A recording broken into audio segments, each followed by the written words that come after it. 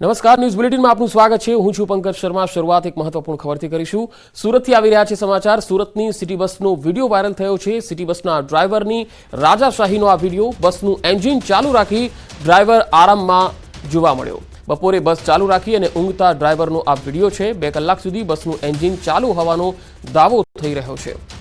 તો સુરતની સિટી બસનો આ વિડીયો, સિટી બસના ડ્રાઈવરની રાજાશાહીનો આ વિડીયો। બસનું એન્જિન ચાલુ રાખી અને ડ્રાઈવર સૂતા જોવા મળ્યા। બપોરે બસ ચાલુ રાખી અને ઊંઘતો આ ડ્રાઈવર, જેનો વિડીયો વાયરલ થયો છે। 2 કલાક સુધી બસનું એન્જિન ચાલુ હોવાનો દાવો થઈ રહ્યો છે।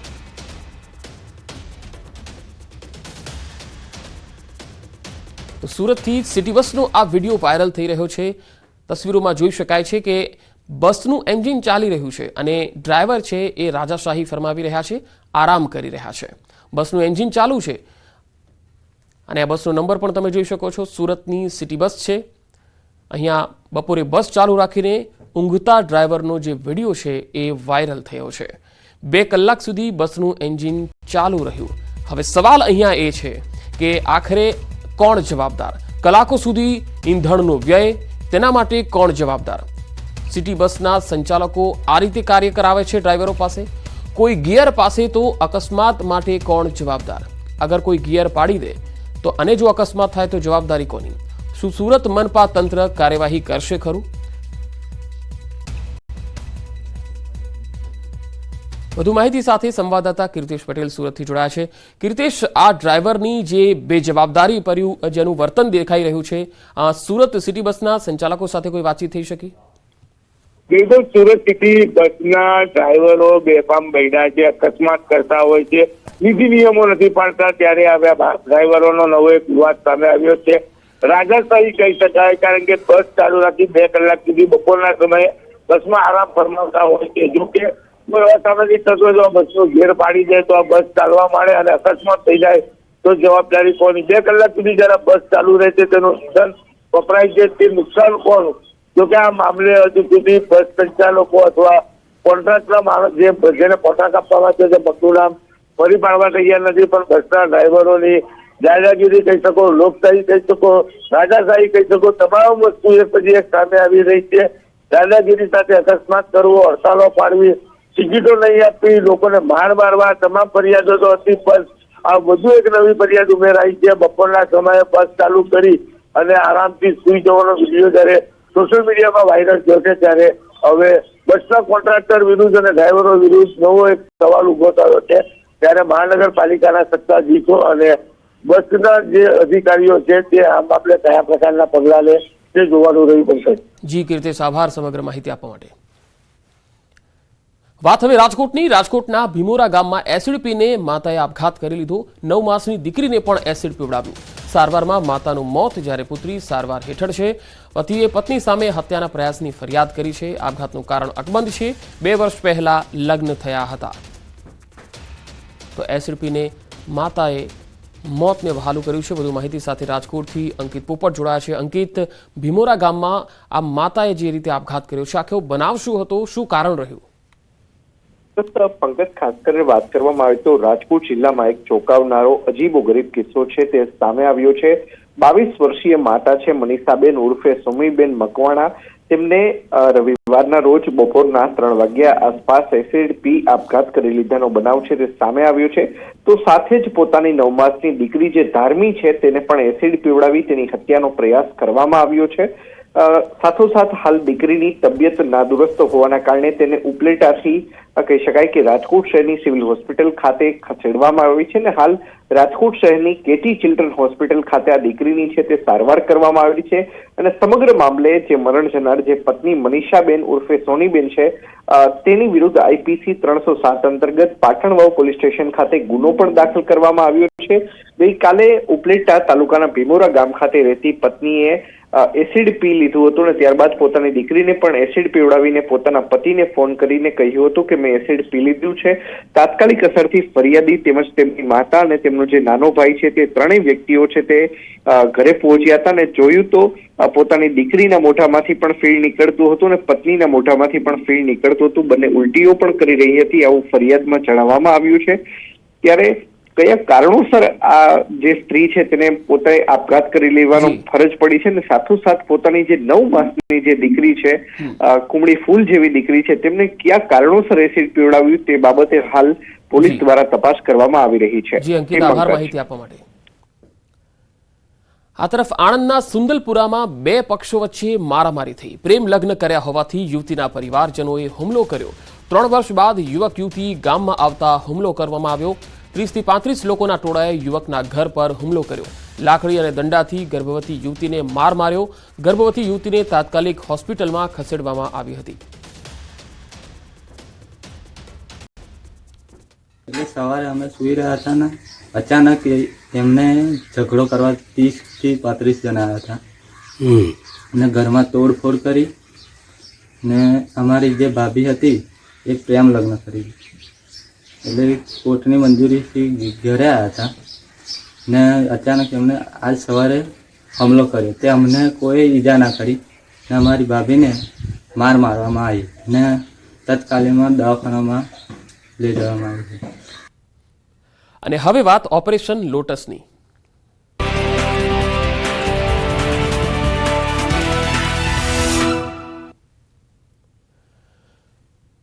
લોકસભાની ચૂંટણી પહેલા ગુજરાતના રાજકારણમાં ગરમાવો આવી ગયો છે. લોકસભાની ચૂંટણી પહેલા કોંગ્રેસ ફરી એકવાર તૂટી રહી છે. આજે કોંગ્રેસના 2 પૂર્વ એમએલએ ભાજપમાં જોડાવા જઈ રહ્યા છે. ચિરાગ કાલરિયા, બાલકૃષ્ણ પટેલ ભાજપમાં ભળશે.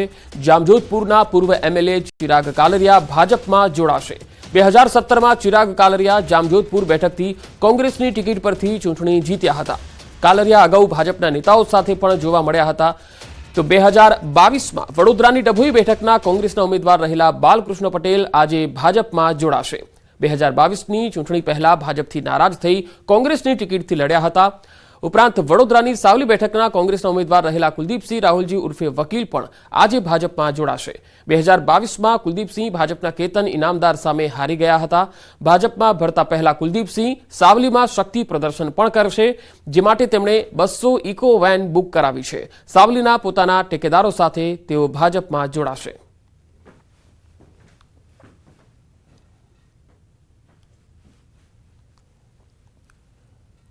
તો લોકસભાની ચૂંટણી પહેલા અમદાવાદ કોંગ્રેસ તૂટી રહી છે. અમદાવાદ કોંગ્રેસના ચારણ સમાજના આગેવાનો પણ કેસરિયા કરવા જઈ રહ્યા છે.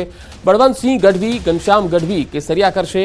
અમદાવાદ જિલ્લા કોંગ્રેસ પ્રમુખ પદેથી બળવંતસિંહે ગઈકાલે જ રાજીનામું આપ્યું હતું. તો કોંગ્રેસ ઓબીસી મોરચા સેલના ચેરમેન ઘનશ્યામ ગઢવીએ પણ ગઈકાલે રાજીનામું આપ્યું હતું. ચારણ સમાજના બંને આગેવાનો આજે પોતાના 200 કાર્યકર્તાઓ સાથે ભાજપમાં જોડાશે. બળવંતસિંહ ગઢવી 2022માં વટવા બેઠકથી કોંગ્રેસના ઉમેદવાર હતા અને ભાજપના ભાનુસિંહ જાદવ સામે હારી ગયા હતા. કોંગ્રેસ પ્રવક્તા સંજય ગઢવી પણ જોડાઈ શકે છે ભાજપમાં, જ્યારે વિચરતી વિમુક્તિ જાતિઓની કોંગ્રેસ પ્રદેશ સમિતિ સેલના પ્રમુખ જસવંત યોગી પણ ભાજપમાં જોડાશે. અમદાવાદ કોંગ્રેસના નેતા આર.કે. ચૌહાણ અને બળવીરસિંહ પણ ભાજપમાં જોડાશે.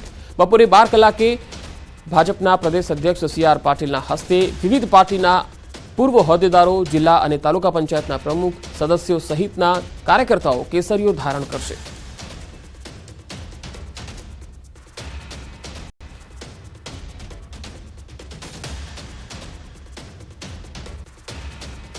તો લોકસભાની ચૂંટણી પહેલા કોંગ્રેસ તૂટી રહી છે, ત્યારે 4 અલગ અલગ તસવીરો આપણે બતાવી રહ્યા છીએ. આ પહેલા પણ આજે ધર્મેન્દ્ર વાઘેલા છે, તેમણે પણ રાજીનામું આપ્યું હતું. સીજે ચાવડાએ રાજીનામું આપ્યું હતું. ભૂપત ભાયાણીએ રાજીનામું આપ્યું હતું અને ચિરાગ પટેલે પણ રાજીનામું આપ્યું હતું અને તેઓ ભાજપમાં જોડાઈ ગયા હતા.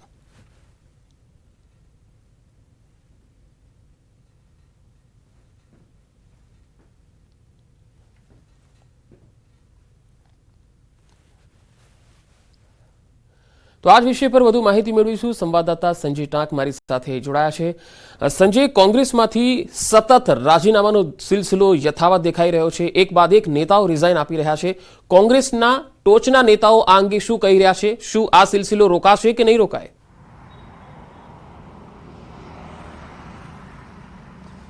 પંકજ, જે પ્રકારે લોકસભાની ચૂંટણી આવી રહી છે અને કોંગ્રેસ તૂટી રહી છે અને ભાજપમાં જે છે તે ભરતી અભિયાન અત્યારે જોવા મળી રહ્યું છે. ખાસ કરીને લોકસભાની ચૂંટણીને ધ્યાનમાં રાખીને ભાજપે જે ભરતી અભિયાન શરૂ કર્યું છે અને તેમાં પાછલી 2 ટર્મથી તો જે ગુજરાતમાં 26 લોકસભાની બેઠક જે છે ભાજપ હસ્તગત કરી રહ્યું છે, પરંતુ હવે જીતની હેટ્રિક સાથે 5 લાખની લીડ જે પણ ભાજપના જે લોકસભાના જે ઉમેદવાર હોય તો તેઓને 5 લાખની સરસાઈથી જીતવા માટેનું જે લક્ષ્યાંક જે છે તે આપેલું છે અને તેને લઈને જ ક્યાંક ને ક્યાંક અત્યારે ભાજપમાં ભરતી અભિયાન જે છે તે જોવા મળી રહ્યું છે અને તેમાં અમદાવાદ જિલ્લાના જે કોંગ્રેસના પ્રમુખ જે છે તે બળદેવસિંહની વાત હોય કે પછી જામજોધપુરના પૂર્વ જે ધારાસભ્ય જે છે ચિરાગ કાલરિયા સહિત તમામ જે છે અલગ અલગ જ્ઞાતિના જે આગેવાનો હોય કે પછી ભાજપમાંથી નારાજ થઈને કોંગ્રેસમાં જોડાયા હોય અને કોંગ્રેસના જે વિધાનસભા બેઠકમાં લડ્યા હોય તેવા ઉમેદવારોને પણ હવે ભાજપમાં જોડવાના જે પ્રયાસ થઈ રહ્યા છે અને તેમાં અલગ અલગ નેતાઓ જે છે તે અત્યારે ભાજપમાં જોડાઈ રહ્યા છે, પોતાના સમર્થકોની સાથે ભાજપમાં જોડાઈ રહ્યા છે. એટલે આજે જે ગાંધીનગરના કમલમમાં ભરતી અભિયાન અત્યારે આજે બપોરે 12 વાગે જે છે અલગ અલગ નેતાઓ એ ભાજપમાં જોડાશે અને ભાજપના પ્રદેશ અધ્યક્ષ CR પાટીલની ઉપસ્થિતિમાં આ નેતાઓ જે છે તે ભાજપમાં જોડાઈ રહ્યા છે. જી પંકજ. જી સંજય, આભાર સમગ્ર માહિતી આપવા માટે. તો કોંગ્રેસ લગાતાર તૂટી રહી છે અને લોકસભાની ચૂંટણી પહેલા એટલે કે ચૂંટણી લડતા પહેલા કોંગ્રેસે પોતાના પાર્ટીની અંદર જ આ તમામ જે પક્ષ પલટુઓ છે તેની સામે હવે લડવાની જરૂરિયાત ઊભી થઈ છે, કારણ કે એક બાદ એક પૂર્વ ધારાસભ્ય હોય કે પછી જિલ્લાના આગેવાનો હોય આ તમામ લોકો છોડીને જઈ રહ્યા છે.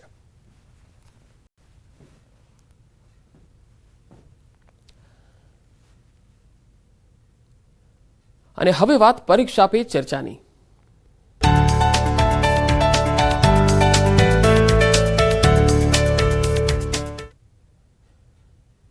દર વર્ષની જેમ આ વર્ષે પણ પરીક્ષા પે ચર્ચા કાર્યક્રમનું આયોજન છે. પીએમ મોદી બોર્ડની પરીક્ષામાં સામેલ વિદ્યાર્થીઓ સાથે સંવાદ કરશે.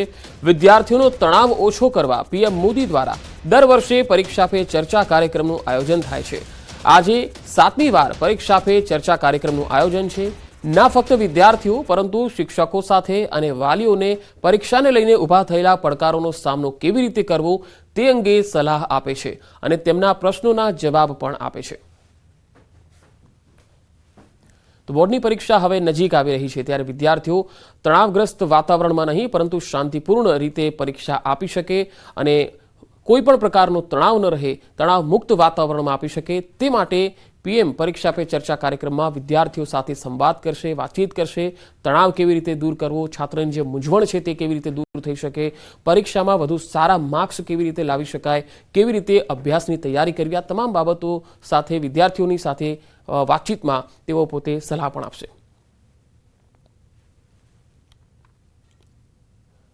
વિદેશ મંત્રી એસ જયશંકર નર્મદાની મુલાકાતે છે. વડોદરા એરપોર્ટ પર વિદેશ મંત્રીનું સાંસદ રંજનબેન ભટ્ટે સ્વાગત કર્યું. એસ જયશંકર નર્મદા જિલ્લામાં વિવિધ વિકાસ કાર્યોનું ખાતમુહૂર્ત કરશે. વિદેશ મંત્રીના હસ્તે આરોગ્ય, કૌશલ્યવર્ધન અને શિક્ષણના વિકાસ કામોનું લોકાર્પણ કરાશે. તો એકતાનગરમાં IHCL સ્કિલ સેન્ટરનું ઉદ્ઘાટન કરશે. સાથે જ તેઓ ગરુડેશ્વર સબ ડિસ્ટ્રિક્ટ હોસ્પિટલની પણ મુલાકાત લેવાના છે. આ ઉપરાંત રાજપીપળા ચિલ્ડ્રન હોમની મુલાકાત લઈ ત્યાં નવી લેબ અને સ્માર્ટ ક્લાસનું ઉદ્ઘાટન કરશે. ઉપરાંત લાછરસ પ્રાથમિક આરોગ્ય કેન્દ્રથી નવી એમ્બ્યુલન્સને લીલી ઝંડી આપી જનસેવામાં સમર્પિત કરશે. 2 દિવસ નર્મદામાં વિવિધ કાર્યક્રમોમાં તેઓ ઉપસ્થિતિ નોંધાવશે. ગુજરાતથી રાજ્યસભા સાંસદ છે એસ જયશંકર.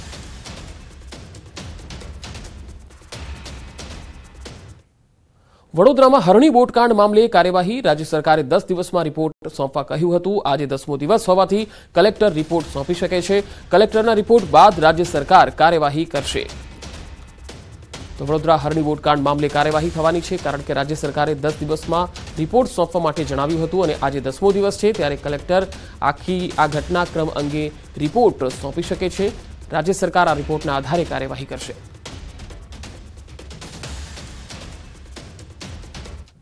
આસારામની તબિયતને લઈને પુત્રએ માંગ્યા જામીન. નારાયણ સાંઈએ વચગાળાના જામીન માંગ્યા. પિતાની સેવા માટે 20 દિવસના જામીન માંગ્યા છે. જામીન અરજી પર હાઈકોર્ટમાં સુનાવણી. હાલ આસારામ જામજોધપુર એમ્સમાં સારવાર હેઠળ છે. પિતાની સેવા માટે 20 દિવસના જામીન માંગ્યા છે નારાયણ સાંઈએ. આજે જામીન અરજી પર હાઈકોર્ટમાં સુનાવણી હાથ ધરાશે.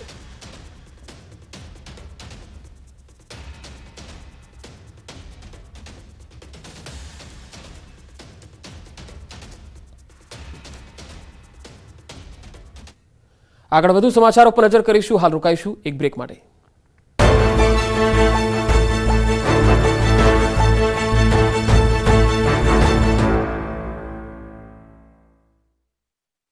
સુહાના ગુજરાત સ્પેશિયલ લાલ મરચું પાવડર તાજા મરચાથી બન્યું, સુગંધથી ભર્યું.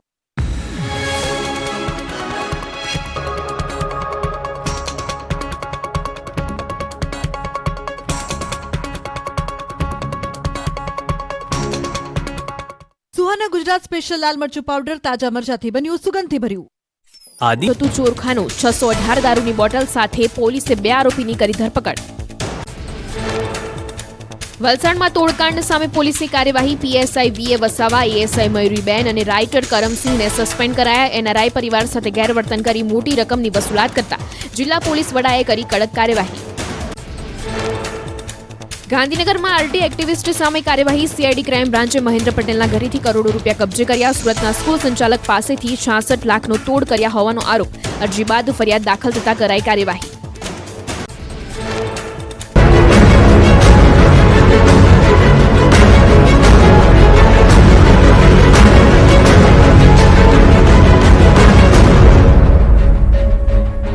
નમસ્કાર, આપ જોઈ રહ્યા છો ગુજરાતની number 1 news channel news 18 Gujarati. આપણું ગુજરાત સાથે હું છું સિદ્ધાર્થ ધોળકિયા. જામ ખંભાળિયામાં ચાલુ કારે લાગી ગઈ આગ, મચી ગઈ દોડધામ.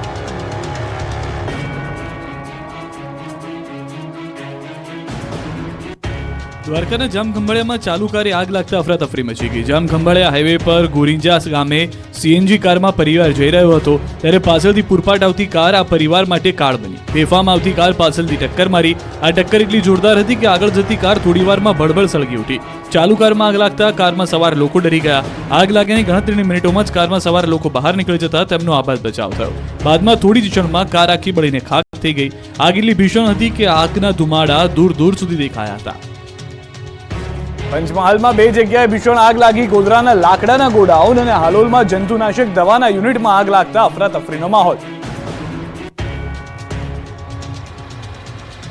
પંચમહાલમાં 2 જગ્યાએ ભીષણ આગ ફાટી નીકળી હતી, જેમાં ગોધરા શહેરના અમદાવાદ હાઈવે માર્ગ ઉપર આવેલ સિમલા વિસ્તારમાં ભીષણ આગ લાગી ગઈ હતી.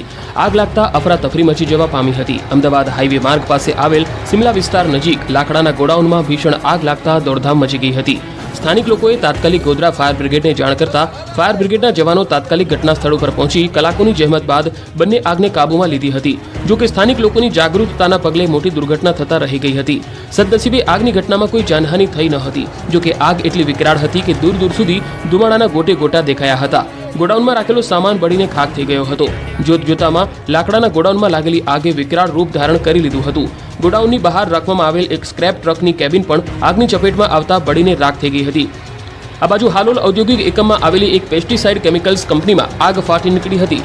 આગ લાગતા લિક્વિડ પેસ્ટિસાઇડનું આખું યુનિટ આગમાં ભડભડ સળગી ઉઠતા 4 જેટલા ફાયર ફાઇટરો ઘટના સ્થળે પહોંચી આગ પર કાબુ મેળવવા પ્રયત્ન કર્યો હતો. પાનેલાવ ગામે આવેલી યસ કમલ ઇન્ડસ્ટ્રીયલ એસ્ટેટમાં આવેલી બરોડા એગ્રો કેમિકલ્સ લિમિટેડ નામની જંતુનાશક દવાનું ઉત્પાદન કરતી કંપનીમાં આગ લાગતા આખું યુનિટ સળગી ઉઠ્યું. જોતજોતામાં આખા યુનિટમાં આગ ફેલાતા સળગી ઉઠેલા કેમિકલના જથ્થાનો ધુમાડો અને આગની જ્વાળાઓ દૂર દૂર સુધી જોઈ શકાતી હતી. આખું યુનિટ સ્વાહા થઈ ગયું હતું. ગીર સોમનાથમાં ગેરકાયદેસર બાંધકામ સહિતના દબાણો હટાવવા સતત બીજા દિવસે પણ મેગા ડિમોલિશન. યાત્રાધામ ગીર સોમનાથમાં સતત બીજા દિવસે દબાણકર્તાઓ પર દાદાનું બુલડોઝર ચાલ્યું. સતત બીજા દિવસે સરકારી જમીન પચાવી પાડનારાઓ પર બુલડોઝર ફરી વળ્યું. ગીર સોમનાથના સોમનાથ નજીક દબાણ હટાવવાની કામગીરી સતત બીજા દિવસે પણ યથાવત રહી. સોમનાથ મંદિરે જતા હમીરજી ગોહિલ સર્કલ આસપાસથી સોમનાથ મંદિર તરફ જતા રસ્તા પર તમામ ગેરકાયદેસર દબાણો દૂર કરવાની કામગીરી કરવામાં આવી. શનિવારે સોમનાથ મંદિર પાછળના ભાગે મેગા ડિમોલિશન હાથ ધરાયું હતું. ડિમોલિશનમાં મોટી સંખ્યામાં પોલીસનો કાફલો હાજર રહ્યો. સોમનાથ પાટણ વિસ્તારમાંથી 30 પાકા મકાન અને 145 ઝૂંપડા મળી કુલ 20 વીઘા જમીન પરથી દબાણ દૂર કરાયું હતું. તો રવિવારે હમીરજી સર્કલથી સોમનાથ મંદિર સુધી રોડ પર બંને બાજુ આવેલા 44 દુકાનો દબાણ દૂર કરવાની કામગીરી હાથ ધરાઈ. વહેલી સવારે મામલતદાર, કલેક્ટર, જિલ્લા પોલીસ વડા, ડીવાયએસપી સહિત ઉચ્ચ અધિકારીઓ ઘટના સ્થળે પહોંચી ગયા. દબાણ હટાવવાની કામગીરી હાથ ધરવામાં આવી, જેમાં 2 ડીવાયએસપી, 9 પીઆઈ, 20 પીએસઆઈ, 450 પોલીસ અધિકારીઓ, ડેપ્યુટી કલેક્ટર, 5 મામલતદાર, 30 નાયબ મામલતદાર, 12 રેવન્યુ તલાટી અને 18 ક્લાર્ક અધિકારી વહેલી સવારથી ગેરકાયદેસર દબાણ હટાવવા માટે ઉતરી પડ્યા હતા. બુલડોઝર ફેરવી લગભગ 3 હેક્ટર જેટલી જમીનમાં ગેરકાયદે રીતે કરાયેલું બાંધકામ તોડી પાડવામાં આવ્યું.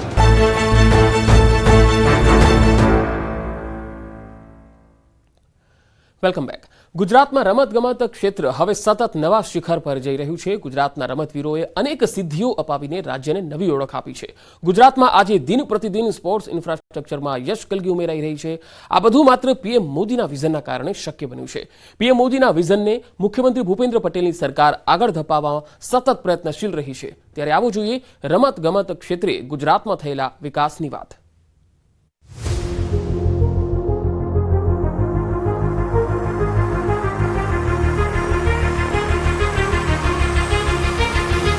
ગુજરાતમાં રમતગમત ક્ષેત્રે રમતવીરો નવી સિદ્ધિઓ હાંસલ કરી રહ્યા છે. ગુજરાતના ખેલાડીઓ હવે રાષ્ટ્રીય સ્તરે સ્પર્ધામાં ભાગ લઈ અન્ય રાજ્યના ખેલાડીઓને હરાવી જીત મેળવી રહ્યા છે. આ માત્ર ગુજરાતના પનોતા પુત્ર અને દેશના પ્રધાનમંત્રી નરેન્દ્ર મોદીના વિઝનના કારણે જ શક્ય બન્યું છે. પ્રધાનમંત્રીના વિઝનને સફળ બનાવવા મુખ્યમંત્રી ભૂપેન્દ્ર પટેલની સરકાર સતત કાર્યશીલ છે. રાજ્યના રમતગમત મંત્રી હર્ષ સંઘવી અને રાજ્ય સરકાર ખેલાડીઓની સાથે ઊભી છે. ગુજરાતમાં આજે દિન પ્રતિદિન સ્પોર્ટ્સ ઇન્ફ્રાસ્ટ્રક્ચરમાં યશ કગલી ઉમેરાઈ રહી છે. રાજ્ય સરકારના પ્રયત્નોથી ગુજરાતમાં રમતગમત ક્ષેત્રમાં ક્રાંતિકારી પરિવર્તન આવ્યું છે. साल 2036 में भारत में ओलंपिक्स का सफल आयोजन हो, इसके लिए भारत अपने प्रयासों में कोई कमी नहीं रखेगा.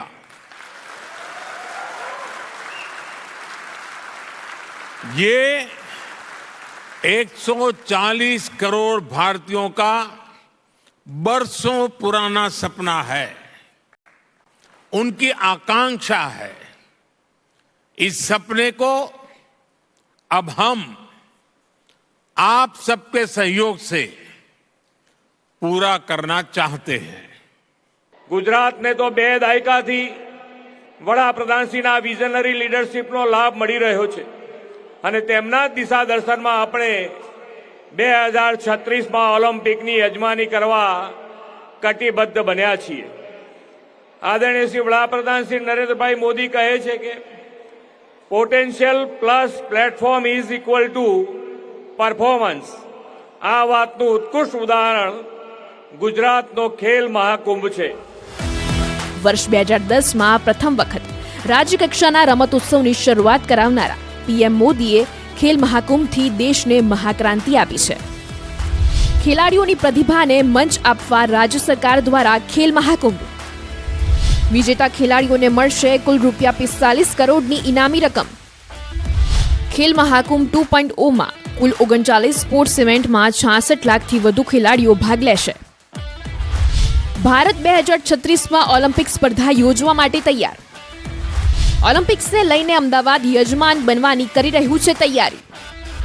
અલગ અલગ સ્થાનો પર રમતગમતની સુવિધાઓ માટે જરૂરી ઇન્ફ્રાસ્ટ્રક્ચરની તૈયારીઓ. 2010માં ખેલ મહાકુંભમાં કુલ મળીને 15 લાખથી વધારે ખેલાડીઓએ ભાગ લીધો અને આજે 2023માં ખેલ મહાકુંભની યાત્રા 66 લાખ યુવાનો જોડે આગળ વધી રહી છે. અમદાવાદ શહેરમાં એક જ જગ્યાએ કોમનવેલ્થ, એશિયાઈ, ઓલિમ્પિક જેવી રમતગમતની સ્પર્ધા યોજાઈ શકશે. શહેરમાં હાલ 4600 કરોડના ખર્ચે 215 એકરમાં સરદાર પટેલ સ્પોર્ટ્સ એન્કલેવ તૈયાર થઈ રહ્યું છે. તેની સાથે નારણપુરામાં 18 એકરમાં 631 કરોડના ખર્ચે એક સ્પોર્ટ્સ કોમ્પ્લેક્સ પણ તૈયાર થવા જઈ રહ્યું છે. અહીં કોમ્પ્લેક્સમાં સ્વિમિંગ પુલની સાઇઝ FIA એપ્રુવડ રાખવામાં આવી છે, જેમાં મેઇન પુલ, ડાઇવિંગ પુલ અને વોર્મઅપ પુલ તેમજ આર્ટિસ્ટિક પુલ, વોટર પુલ હશે, જેની પ્રેક્ષક ગેલેરી 1500 પ્રેક્ષકોની છે. 10 વર્ષથી ખેલ મહાકુંભ શરૂ થયો છે. ખેલ મહાકુંભ શરૂ થયો એટલે ગામડે ગામડે રમતગમતની પ્રવૃત્તિનો વિકાસ થયો છે કે દરેક નાના નાના ગામડામાંથી લોકો ભાગ લેતા થયા છે. ગુજરાત રાજ્યના તમામ તાલુકા, તમામ જિલ્લા અને ગામડે ગામડેથી સારું ટેલેન્ટ આઈડેન્ટિફાઈ થાય અને ગુજરાત સરકારશ્રી દ્વારા બનાવેલા આ બધા સ્પોર્ટ્સ ઇન્ફ્રાસ્ટ્રક્ચરની અંદર તે ખેલાડીઓ વૈજ્ઞાનિક પદ્ધતિથી સાયન્ટિફિક કોચિંગ લે અને કોચિંગ લઈ તો તેના માટેની સંપૂર્ણ તૈયારી ગુજરાત સરકારશ્રી દ્વારા થઈ રહી છે. મોદીજીનું જે વિઝન છે કે સ્પોર્ટ્સની અંદર જે અવેરનેસ આવી છે અને એની અંદરથી જે પણ પબ્લિક છે એ કેટલું પોટેન્શિયલ છે ઇન્ડિયાની અંદર એ આપણને ખબર પડે છે. ખેલ મહાકુંભને બધામાં એ આપણને એક એવો પણ પ્લેટફોર્મ મળે છે કે અમારું પરફોર્મન્સ પણ ચેક કરી શકીએ અને સાથે સાથે અમારે એ લેવલની કોમ્પિટિશન પણ મેન્ટેન રહે થ્રુ આઉટ ધ યર.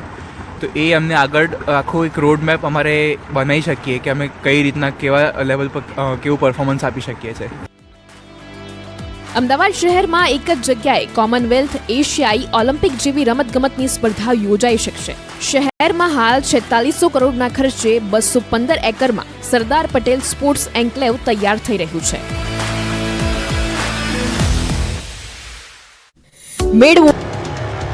બોટાદમાં ભર શિયાળે ચોમાસા જેવા દ્રશ્યો સામે આવ્યા. પાઇપલાઇનમાં ભંગાણ થતા 30 ફૂટ ઊંચા ફુવારા ઉડ્યા. બોટાદમાં ખમીદાણા ગામ નજીક ભર શિયાળે ચોમાસા જેવા દ્રશ્યો સર્જાયા. તંત્રની બેદરકારીના કારણે પીવાના પાણીની લાઇનમાં ભંગાણ સર્જાતા રોડ પર પાણીની રેલમછેલ થઈ. રોડ પર જાણે નદી વહેતી હોય તેવા દ્રશ્યો સામે આવ્યા.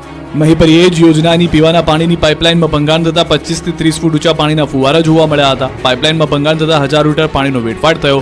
નાવડાથી બોટાદ તરફ જતી પીવાના પાણીની પાઇપલાઇનમાં ભંગાણ થતા આસપાસના ખેતરો અને રોડ પાણી થઈ ગયા. લાખો લીટર પાણીના વેડફાટ બાદ તંત્ર જાગ્યું. પાઇપલાઇનના સમારકામની કામગીરી હાથ ધરાઈ. દ્વારકામાં દરિયાકાંઠે અડધા ડૂબેલા ઊંટ પર લોકોને બેસાડી સવારી કરાવાય, તંત્ર મૌન. વડોદરાની હરણી હોનારત બાદ પણ તંત્ર જાગ્યું નથી. વધુ એક વખત તંત્રની ગંભીર બેદરકારી જોવા મળી. દ્વારકા ખાતે ગોમતી ઘાટમાં ઊંટ પર પ્રવાસીઓને બેસાડી સવારી કરતા હોવાનો વિડીયો જોવા મળ્યો. દ્વારકામાં ગોમતી નદી અંદર ઊંટ સવારી કરતા નજરે પડ્યા છે. ઊંટ માલિકો પૈસાની લાલચે લોકોના જીવ જોખમમાં મૂક્યા છે. હજારોની સંખ્યામાં યાત્રિકો દર્શન કરવા માટે આવતા હોય છે, ત્યારે યાત્રાધામ દ્વારકાના ગોમતી નદી અંદર ઊંટ સવારી કરી લોકોએ પણ પોતાના જીવને જોખમમાં મૂક્યા. મહત્વનું છે કે દરરોજ ગોમતી ઘાટ પર લાખો લોકો આવતા હોય છે અને સ્નાન પણ કરે છે. તેના કારણે ગોમતી ઘાટમાં કચરો અથવા તો કોઈ પણ ને અંદર જવા દેવામાં નથી આવતા. ત્યારે બીજી બાજુ ઊંટ અડધો ડૂબી જાય ત્યાં સુધી પાણીમાં પણ લોકોને સવારી કરતા હોવાનો વિડીયો સામે આવતા તંત્ર સામે પણ સવાલો ઊભા થયા છે.